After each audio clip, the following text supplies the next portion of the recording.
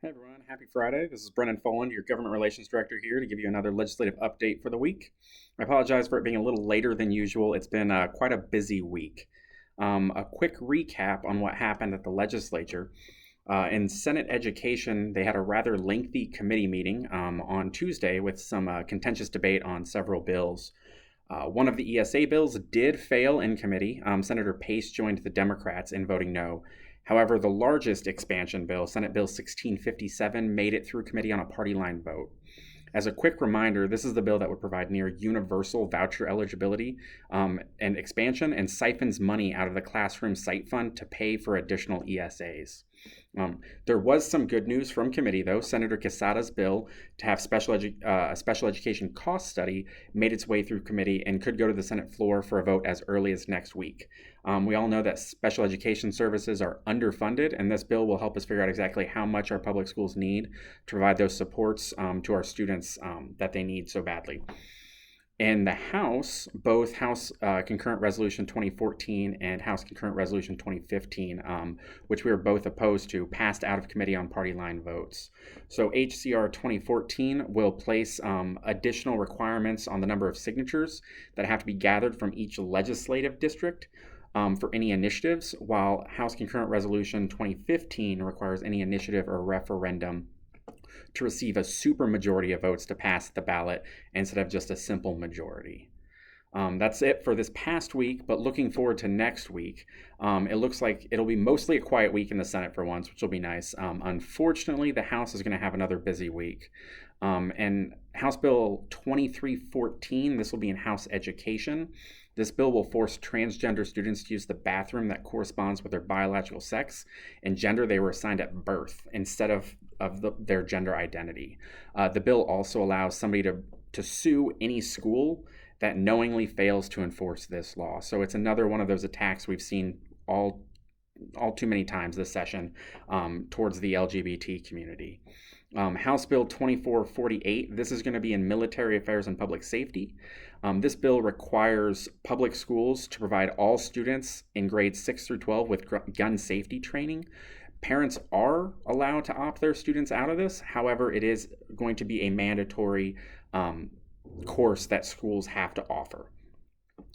This bill is a little redundant as schools can already offer gun safety and bow training if they want to, but this bill, as I said before, will require that going forward. House Bill 2803 will be in the House Ways and Means Committee. This is another ESA expansion. It will expand ESA eligibility to anyone eligible to attend a public school in Arizona, and they can participate in the voucher program. So this is true universal voucher expansion, and it's another one of a series of many ESA bills we've seen this session, unfortunately. House Bill 2808. This bill will establish what the governor called in his State of the State Operation Excellence.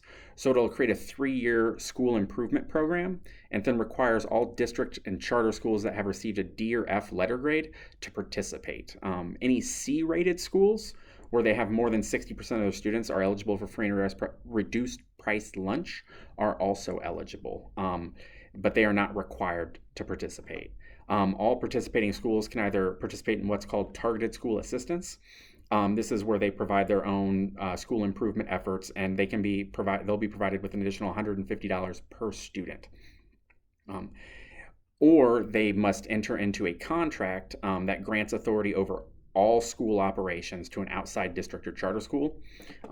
Or the last option is to close or consolidate the school and allow what are being called achievement district schools to essentially create their own school instead.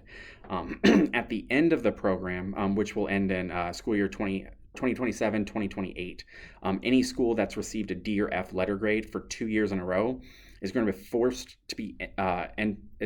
to enter into one of those contracts that grant the authority of all school operations to an outside school, or close and consolidate. So this bill also creates achievement district schools, and these are schools that are A-rated for 2 consecutive years, have enrollment demand, and also meet any other criteria established by a governor-appointed board. These schools can be districts, charter schools. The issue is, one of the issues is that these charter schools don't have to be in-state charter schools. So an out-of-state charter school could come in and be one of these achievement districts. It also completely removes all enrollment caps on charter schools that have become achievement district schools.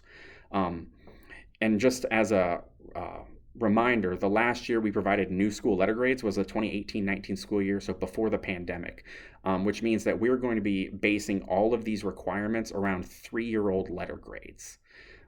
You can see how that's rather concerning. The AEA is opposed to all of these bills. We will be fighting them next week in committees. That is it, luckily, for the major bills we're expecting next week.